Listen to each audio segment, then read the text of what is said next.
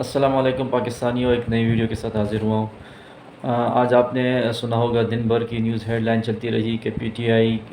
کے فنڈ ممنوع ثابت ہو گئے اور الیکشن کمیشن نے فیصلہ دے دیا ہے اور شوکاز نوٹس جاری کر دیا ہے پی ٹی آئی کے حوالے سے کہ پی ٹی آئی پر ممنوع فنڈنگ لینے کا الزام ثابت ہو چکا ہے۔ تو سب سے پہلے اس پہ میں بات کروں گا، لیکن اس سے پہلے میں آپ کو بتاتا چلوں جس طرح کا آج کا فیصلہ یہ میں تو ان کو آسان کے الفاظوں میں کہوں گا کہ جو الیکشن کمشنر ہے یہ نیوٹرل اور پی ڈی ایم کا پالا ہوا پالتو کتا ہے۔ یہ الفاظ میں اس لیے استعمال کر رہا ہوں جو میں آپ کو آگے جا کے ثابت کروں گا کہ اس نے جو پاکستانی ہے، جو اوورسیز پاکستانی ہے، جو پاکستان کی ریڑھ کی ہڈی ہے معیشت کی، اس کو اس نے رپورٹ پیش کی ہے، جو اس نے فیصلہ جاری کیا ہے، اس میں اس نے پاکستانیوں کو پاکستانی ماننے سے انکار کیا ہے اور یہ ثابت کرنے کی کوشش کی ہے کہ غیر ملکی عمران خان کو فنڈنگ کر رہے ہیں اور کرتے رہے، جو کہ ممنوع فنڈ ہے۔ تو پاکستانیوں، جس طرح انہوں نے فیصلہ جاری کیا کہ ممنوع فنڈ کے حوالے سے پاکستانیوں کو پاکستانی ماننے سے انکار کیا، جو پی ڈی ایم اور نیوٹرل کا پالتو کتا ہے الیکشن کمشنر، تو یہ زبردست بات یہ ہوئی، شاید ان سے غلطی ہوئی ہے، شاید انہوں نے جان چھڑانے کے لیے ثبوت کے طور پہ ایک لسٹ جاری کی ہے جس میں انہوں نے وہ نام دیے ہیں۔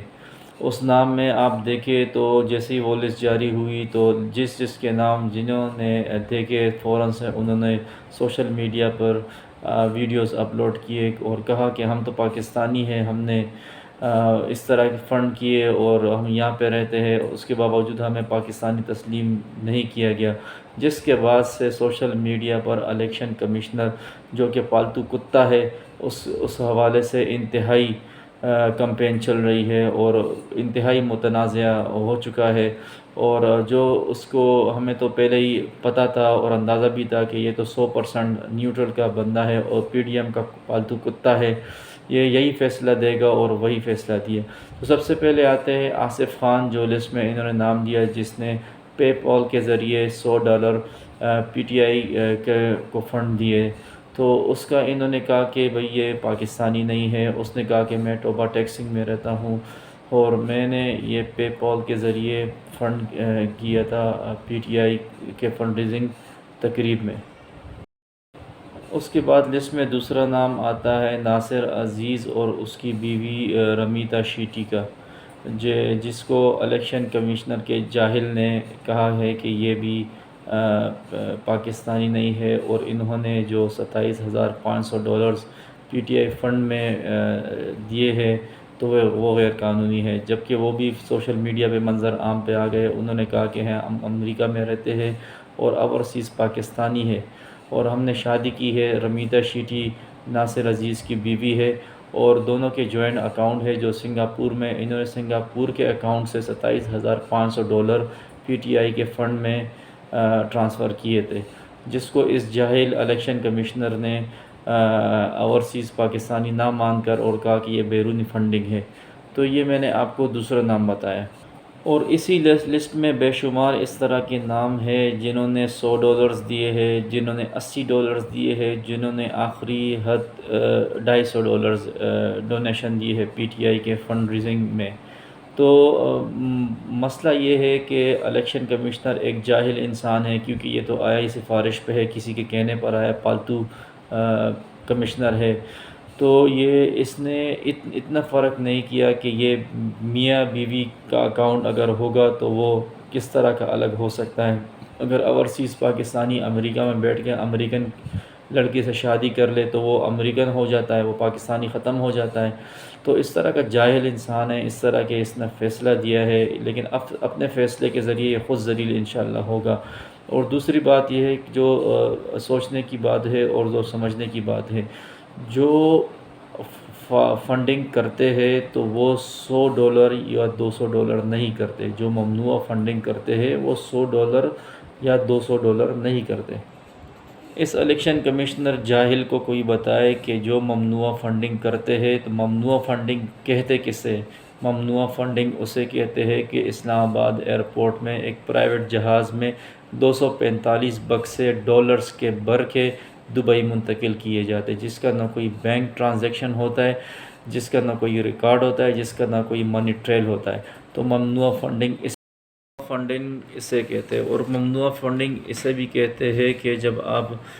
اسامہ بن لادن سے اربوں ڈالرز لے اور بے نظیر کی حکومت گرا دے، تو ممنوع فنڈنگ اسے کہتے ہیں۔ اور ممنوع فنڈنگ اس کے علاوہ اسے بھی کہتے ہیں جب آپ امریکہ سے رجیم چینج کے نام پہ اربوں ڈالر لے اور سندھ ہاؤس میں ارکان کو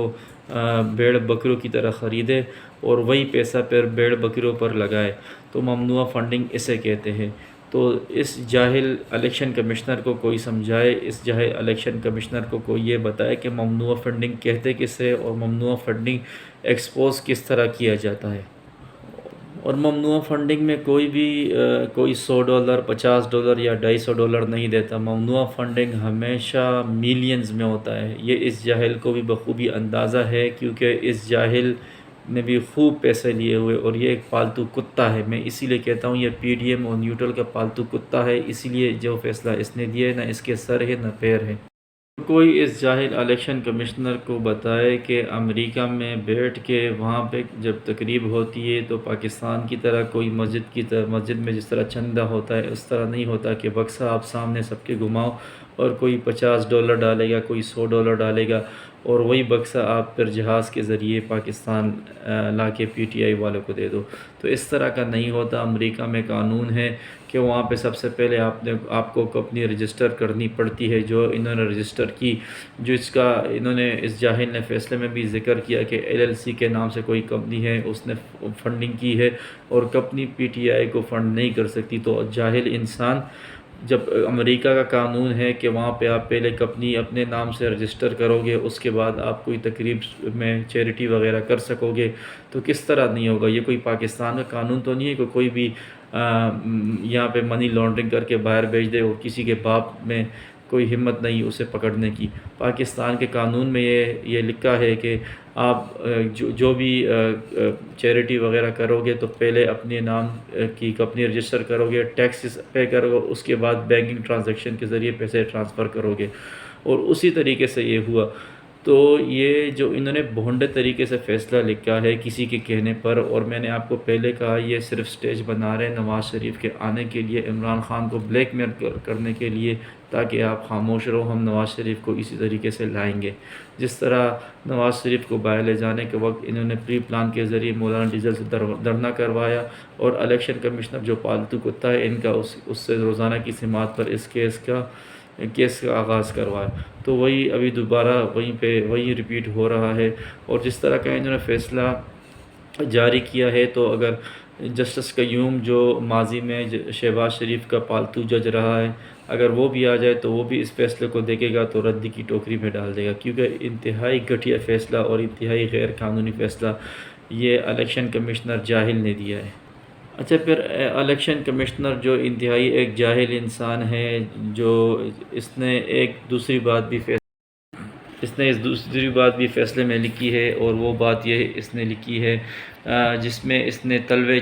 مزید تلوے چاٹنے کے لیے پی ڈی ایم کو خوش کرنے کے لیے فیصلے میں یہ بھی لکھا ہے کہ امریکہ میں بھی یہ غیر قانونی عمل ہے جو پی ٹی آئی نے فنڈنگ کی ہے۔ تو مجھے آپ بتائیں جاہل انسان کہ امریکہ میں کسی نیوٹرل کی حکومت ہے